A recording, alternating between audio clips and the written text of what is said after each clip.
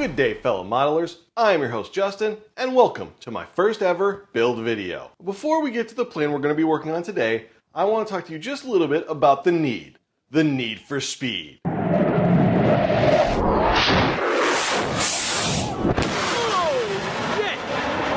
Now, not only is that one of the most memorable movie quotes of all time, it speaks to an addiction that many of us modelers have.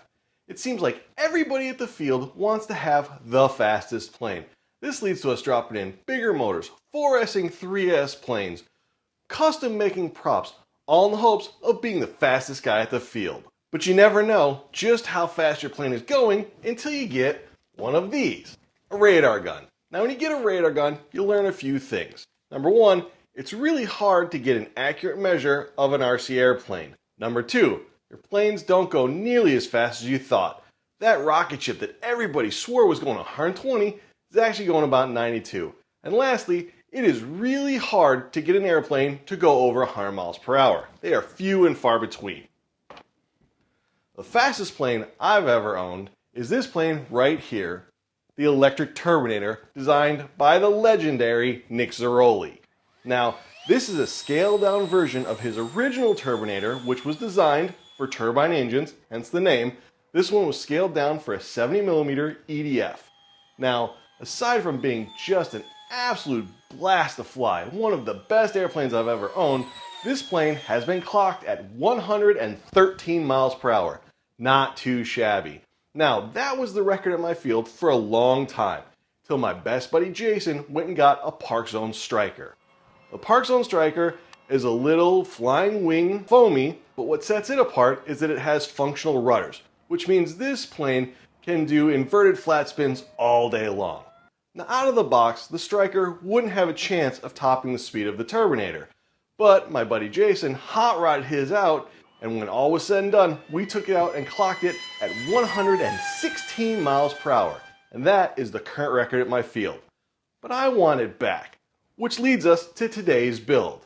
This is the Avanti, produced by Shulman Aviation, who is the same company that released the Turbinator, so I'm expecting an excellent quality kit.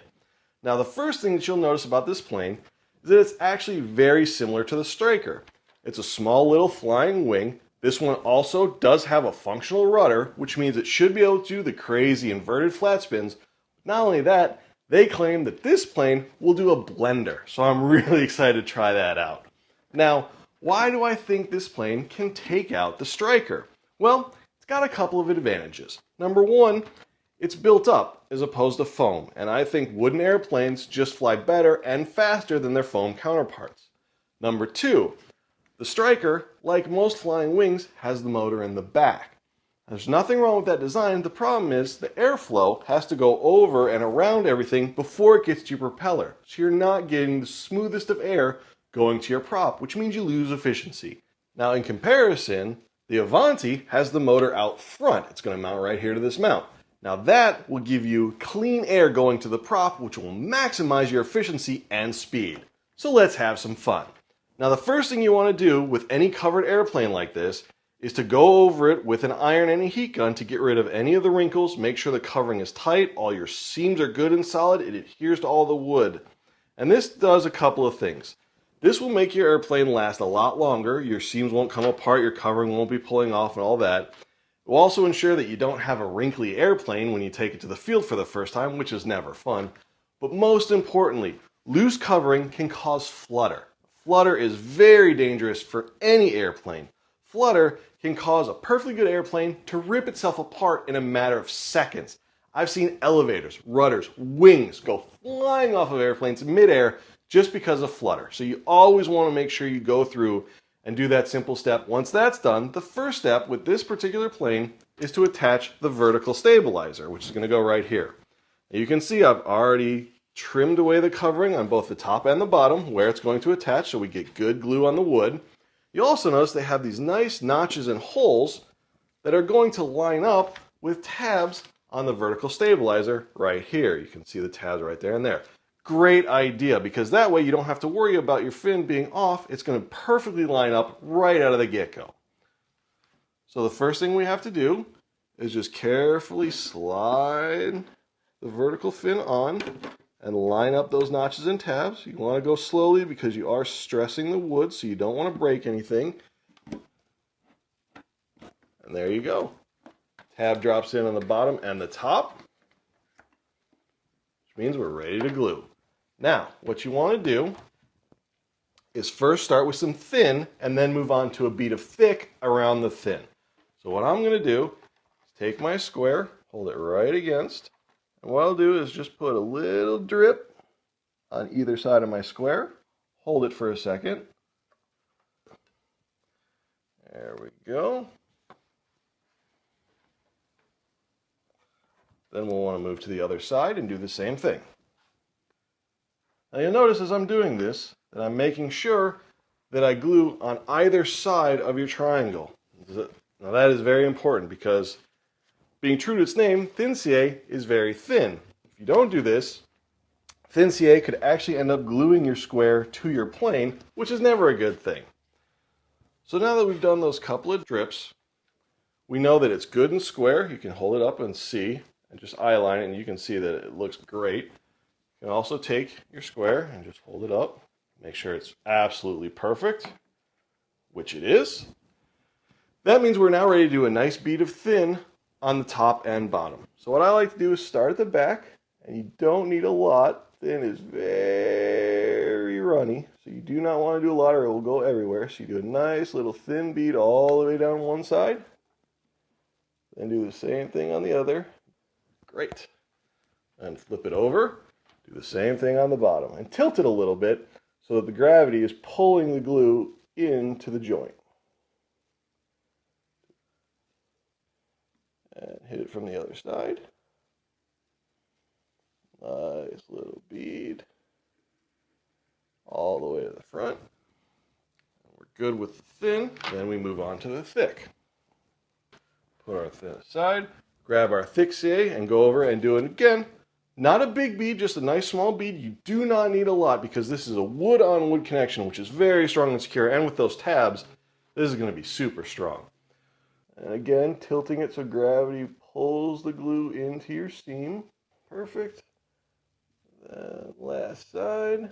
Then once we have this bead all done, we'll just wait for it to dry. And then we will be ready to move on to the next step. Perfect. So we'll just sit that like there. Do our last little check to make sure that it looks like it's sitting vertically. As soon as that's dry, we're ready to move on.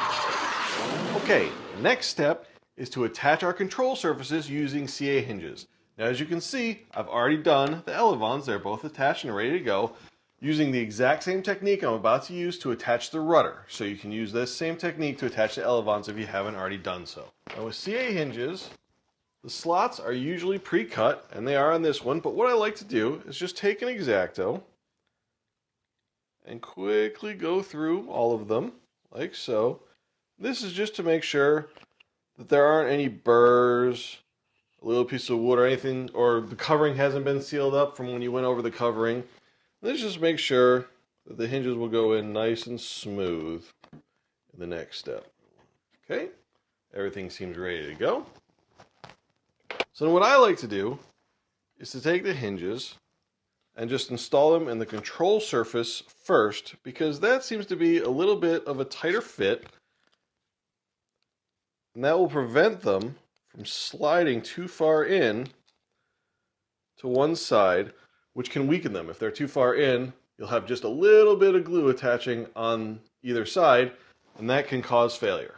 The other tip you want to do is, you'll notice I've drawn a pencil line right in the middle on each of the hinges. This lets you know exactly where the middle is, so you can try to get them lined up perfectly. That way, after you've installed it, you look for that pencil line to make sure that they're perfect. What you want to do is come at just a little bit of an angle. Get the first one lined up and started, and then rotate it while you gently. And now we're all good and lined up. And you just slide the control surface in. And perfect. We can see all the marks. We know everything is centered, and we're good to go. So the next thing you got to do before you can glue them is you want to set the gap between the control surface and the fin. You want this gap to be as small as possible while allowing complete control throws. So what you do is you look in the manual and find out what the full control deflection is for that surface. In this case, they say 45 degrees for the rudder for the extreme maneuvers. So what I will do is take the control surface and gently go out to just past 45 degrees in one direction, and then same thing in the other direction. Now you've set your gap, you double check it to make sure it's nice and even all the way across. It's not too big, and that looks really good, which means we're ready to glue. For CA hinges, you of course use thin CA. The secret is to get one of these tips. These tips are amazing. So what you want to do is start on one side. This is always one of the trickiest things. Make sure this surface is bent a little bit to one side to make your life easier. You just get that tip right down there and work slowly. I'm putting 8 drops of glue on each of these on this side. Then you'll flip over to the other side and do the same thing. Now on this side, what you're going to want to do is you don't actually count the number of drips you're doing. On this side, you want to get it completely saturated. You will know you have completely saturated the hinge when the glue doesn't wick in quite as fast, right there. As soon as you see that the glue doesn't wick in instantly, you know that your hinge is completely saturated, which will get glue going all the way through the entire joint, which means they're super strong.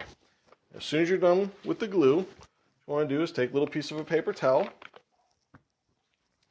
put some Goo Gone on it, because inevitably, no matter how careful you are, you'll get little drips.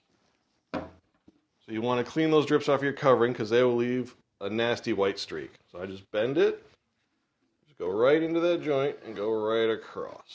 The other side, do the same thing. Right into the joint, which is most likely where you'll have a little bit of spillage, and just one wipe. You only want to do one, because more than one and you're just wiping glue all over the place. Throw that guy away, grab another one, or Goo Gone on it. Do the same thing and just go on the outside. In case you got any drips on the outside. Use a different clean part of the paper towel, and I can see a drip right here on this one, so I'll make sure to go over that really well, because there was a big old drip right there. And we don't want any nasty white streaks when all is said and done with our plane. We want our plane to look beautiful. There you go. Rudder completely hinged. The last thing you want to do before you call this done is just give a gentle tug, very gentle, because the glue is not completely dry yet, just to make sure it's starting to cure. I also like to give it just a quick flex to make sure you haven't accidentally pushed it in too far and you're going to have binding when everything is set. There you go. Now while that's drying, we can go ahead and move on and epoxy in the control horns for each of the elevons. So one of the things I really like about this kit is you'll notice the control horns here. Full fiberglass, really nice quality. The other thing that I really like that they did on this is they went ahead and not only cut the wood, but they removed the covering so you know exactly where they're going to go. Little touches like that really speed up the building process and take what otherwise might be a good airplane and make it great. So I love little touches like that. It lets you know the people who manufacture and design this airplane are builders too, so they know the little steps to do that really make modelers happy. So before you glue on fiberglass control horns like this, you want to scar them a little bit with a piece of sandpaper, just to roughen up that edge where the glue joint's going to be. Real quick, just a couple swipes. And what that does is it helps the glue have a place to adhere. So these things are really simple to install. Once you have them, you've sandpapered them a little bit, just go ahead and test fit. And you can use the same one for each of the holes. You just want to make sure the holes are to the right size and everything fits before you start your epoxy curing, because as everyone knows, once you start glue drying, you can't stop it. So we'll grab our 30-minute. And there's our epoxy side. Get a little bit of epoxy in here. We're not going to need much because these are very small, so we'll just make a nice little circle there. Okay. Grab the hardener. And as always with epoxy, you want to make sure you mix equal parts of hardener and epoxy. There you go. Together. Grab a stir stick, mix them up. We are ready to go. What I'll do is just grab a toothpick. With smaller stuff like this, I like to use a toothpick because you can really control how much epoxy you have going on. You do not need much for this. Any extra is just going to leach out onto the plane. You're going to have to clean it off anyway. Once you get that on there,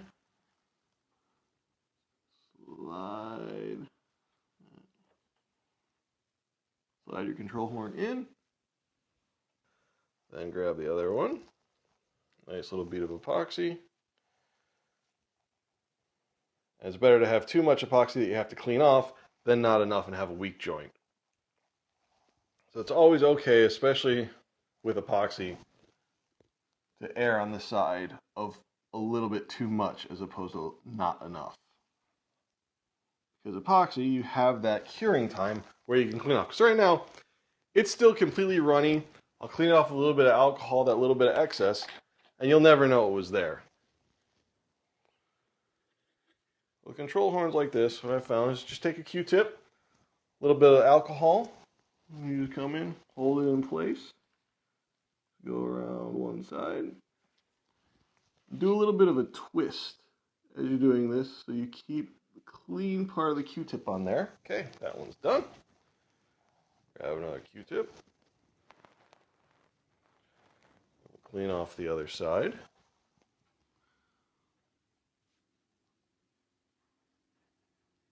And there we go. Do your last little check to make sure that they are fully seated in there and sitting vertically. They look perfect.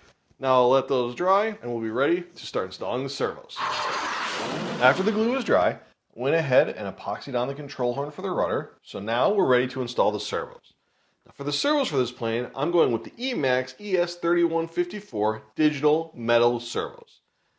I find as far as the bargain brands go, these Emaxes are top notch. I really think you get a great servo for the money. And these were just under $10 a pop. So, I mean, you can't really beat the price. So once you have all three installed, what you want to do is grab a pin vise. If you don't have one of these, you should definitely get one for this job. They are fantastic. Much easier to handle and to get into tight spaces than a regular drill. Another thing that I like about pin vises, they usually come with a set of drill bits, one of which is just slightly smaller than 1/16 of an inch. And I think that drill bit is the perfect size for servo screws. Okay, now that we have our holes all drilled out, what you want to do is just grab your servo screws and slowly screw them into each hole. You want to go really slow when you're doing this because you are forming threads and stretching the wood. So you want to screw them in really slow so that you don't crack the wood as you're doing this. Now what you want to do is get these the equivalent of finger tight. All you're doing is forming the threads. You're not actually installing the servos right now. So you want to make sure that you don't strip out the wood, which you could easily do if you try to tighten these down before you've hardened them with thin CA. The other tip for this is that you don't want to just screw in each screw and then immediately unscrew it. You want to let the wood sit there for a second so it can expand out to the threads. So what I like to do is go through and install all of the screws one by one. That way the wood has time to expand out and really take the shape of those threads. So then, once you have all of them in, you can go back to the first one and take them out one by one and you're ready for some thin CA.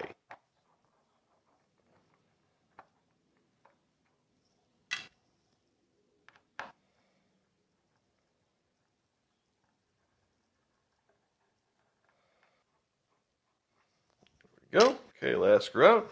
Now we can go through and you want to take the servos out of the hole and just set them aside. You don't have to fully remove them. Just take them out a little bit so that you can get glue into each of these holes and harden it. So you just carefully move them all out and just set them aside. It's fine to leave the cables in. That way you don't have to rerun it. Blow any of the wood particles off. Grab your thin CA. And this will go ahead and strengthen those threads right up so that they don't strip out when you install the servos permanently. There you go, last drop.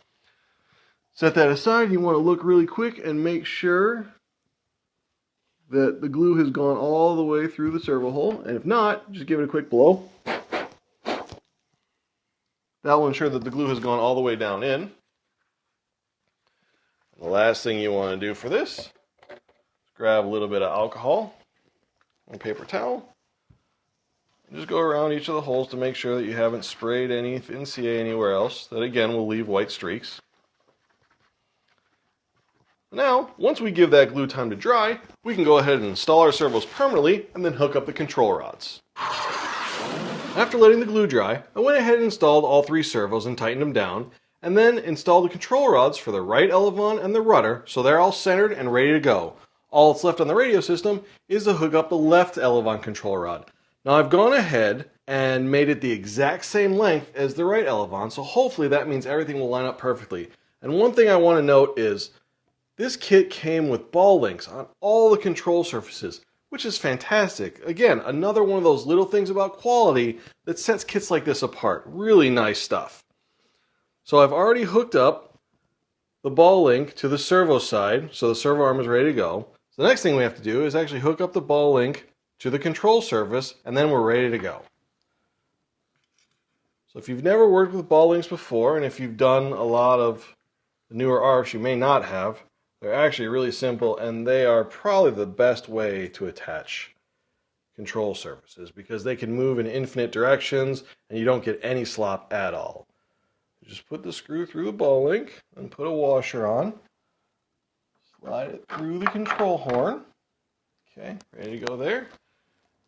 Then there should be another washer on the other side. There we go. Now sometimes they'll come with nylon nuts which are self-locking. This one didn't, so if they don't, what you want to do is put on just a little bit of Loctite, blue. You want this to be temporary so you can actually remove it. You don't want to use permanent red.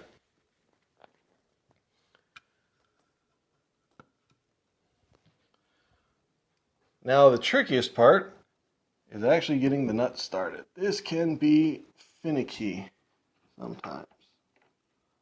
Just work that on until you get it. What I found is it's easiest to just hold the nut in place, then use a screwdriver on the other side. Kind of work it back and forth a little bit until the threads start, and there you go. Slides right on.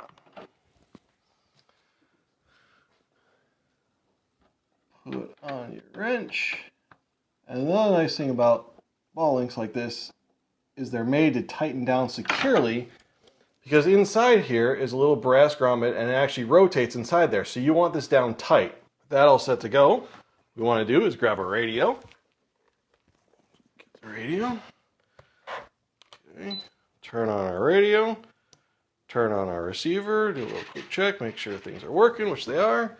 Now we just want to slide the control horn on there.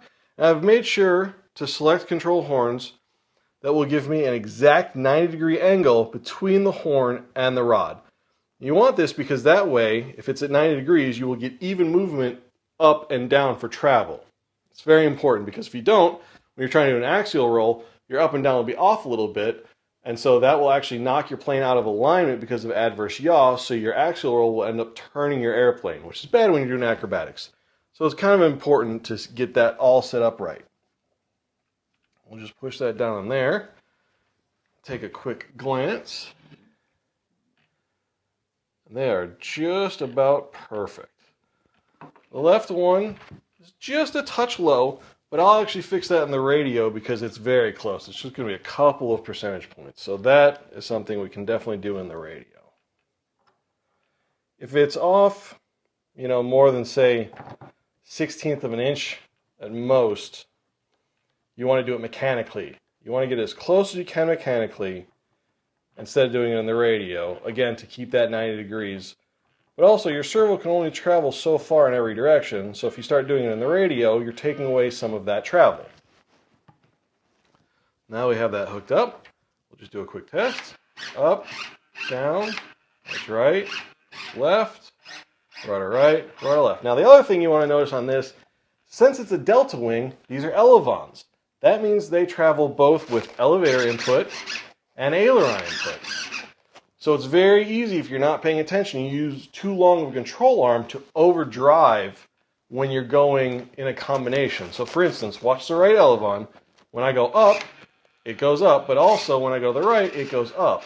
So what you want to make sure you do with a delta wing is to go not only all the way up, but then all the way in one direction with the aileron. You can see that right goes even further, and make sure you don't overdrive anything. And then do the left, same thing. And we're actually good. Again, do the same thing going down. Everything seems really good. So now, the last thing we got to do is just center these up. Yeah, the left. Come up just a touch. So in here, that should be our aileron servo in this particular radio. That looks just about perfect. 4 percentage points seems to be really good. Yeah, perfect. Which you would expect because you're using the same arms. They were installed the same on here. So it's just something you want to check if you have independent servos like that. So that means our radio system is ready to go. Next up, we need to get some power to this baby. Now it's time for everybody's favorite part. Let's give our plane some motivation. Now the Avanti was originally designed to use a 1440 kV outrunner using 3S that was good for 280 watts of power. You can see it right there bolted to the front. And that would give approximately 70 to 80 miles per hour, which is pretty fast for a plane this size. But we're not going for pretty fast. We're not going for kind of fast. We're going for ludicrous speed. So here's the motor that I'm planning on using. Now this is a 3000 kV outrunner that we're going to do 4S instead of 3S. That will give us approximately 3 times the power. So that is some serious speed. Now the one thing you'll notice with this motor is that it's designed to bolt to the back of the firewall, like so, instead of in front, which is why I have the motor mount. Now this motor mount comes from Great Plains. It's the small brushless motor mounts. These come in 4 sizes. And I absolutely love these things when you want to use a motor other than the one that was recommended by the manufacturer. What's so great about these is that they are infinitely adjustable, so you can just slide it back and forth to change the distance to wherever you want it, but you can also bolt the motor behind or in front depending on how it wants to be. So these things are just awesome. So what we have to do now is just slide the 2 halves together. And what you want to do is just slide the motor in position. And since we don't have a cowl or anything, we basically just want to get it as close as we can to the firewall. That's what we're going for. So I'm going to be using the first and third holes. Tilt it so you can see it. The first and third holes on the motor mount. So I'll get both sides set right where we want it. And then what I like to do is to put in the front 4 screws into the motor mount. You're just going to go ahead and put them in finger tight. First 2. Flip it over. And 4. Okay, so we have our 4 screws in loose. You can still slide it around. But what you want to do now is you want to get it in position where you're going to want it to be. Right? So this one we want it all the way forward. So we want all 4 as far forward as they can go. So then what I do, grab your hex wrench and just tighten these 4 down. Not super tight. This is not the permanent mounting, you're just holding them in place right now. Get those good and tight. Now you have your motor exactly where you want it. So then what you want to do is grab your Loctite, and you're going to bolt in the 4 rear screws with Loctite, because this will be their permanent mounting, and get them good and tight. You want to make sure, while you're doing this, that you Loctite every bolt associated with the motor that is a metal-to-metal connection. Because as everybody knows, motors vibrate, and if you don't use Loctite, these things will vibrate loose. Okay, and there's number 4 in position, so we grab our wrench. These ones you want to tighten down good. Get them nice and tight. There's 1, 2, 3, and 4. Now what you want to do at this point is go back to the front 4 and one by one take them out, put on a little bit of Loctite, and then tighten them back down. That way you have Loctite on all 8 of those bolts and they're super secure. And you do it this way because by putting the front 4 in first without Loctite, you're getting everything in position, but if anything's screwed up and you have to adjust anything, you don't have Loctite drying and you're not going to make a mess. Because anybody who's dealt with trying to take bolts out that already have Loctite dried, it becomes a mess. You have to clean off the threads. So this just ensures that you don't have to do that, and it's done right the first time. And there we go. We got our last one in. And once you have the last one in, tighten it down. Then I like to go back through just one more time to all of them, all 8, and just make sure you give them that last little good bit of tightening to make sure everything is really tight. Because if you have a bolt that's going to come loose, it will be one of these motor ones. There's always the first to work their way loose. Just do this last little bit of tightening to make sure your motor is completely secured. And there you go. We now have some serious motivation. So all that's left to do at this point is to mount the ESC and receiver and battery inside the fuselage, attach the decals, and then we'll have a finished airplane. So I'll be right back with that. Alright, milers, here we are with the finished Avanti. Check it out, with decals applied. So what I did, let me remove the hatch here for you and show you. So what I went ahead and did is the ESC is mounted down in there with the receiver right next to it, and at the back is the battery. Now the original design had the receiver back here by the servos, but because my motor is heavier, I needed to move the battery as far back as possible for CG purposes, so I moved the receiver up front, and luckily the servo leads are long enough, I don't need extensions or anything. Everything fits in there really nice, so this baby is ready to go. So stay tuned to this channel for the maiden, and as soon as we get that done and everything sorted out, we make sure it's flying right, we're going to go for those high-speed runs to see if I can't get my record back. Stay tuned.